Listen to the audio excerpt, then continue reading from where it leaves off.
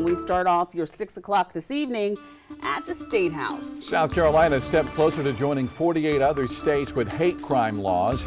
Today, the House passed a bill allowing harsher punishments for certain violent crimes against particular groups. Becky Buds is at the State House tonight with those details.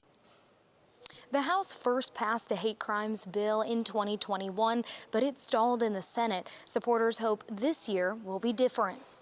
This bill will tell the state and the world we are one in South Carolina. House Democrats on Wednesday celebrating the passage of hate crimes legislation. For this legislation, as we pass it to the Senate, provides the healing for so many who have been hurt by persons who harbor hate in their heart and their actions. The measure would toughen penalties on those who commit crimes against a victim because of their race, color, sex, gender, national origin, sexual orientation, or physical or mental disability.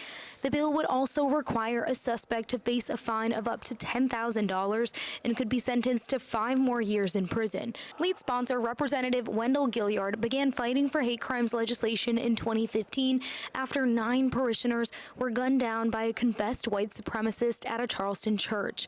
The legislation is named the Clemente Pinckney Hate Crimes Act in honor of the late state senator and pastor who died in the shooting. South Carolina saw firsthand on June 17, 2015, what a crime motivated by hate looks like.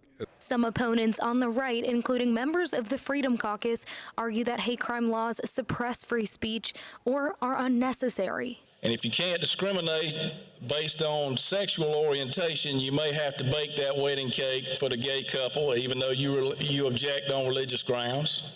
Throughout the debate, several Republicans spoke up in favor of the bill and joined Democrats in ultimately approving the proposal. I know that most South Carolinians would support these things and say this is not who we are. It applies to us here and applies to people coming here.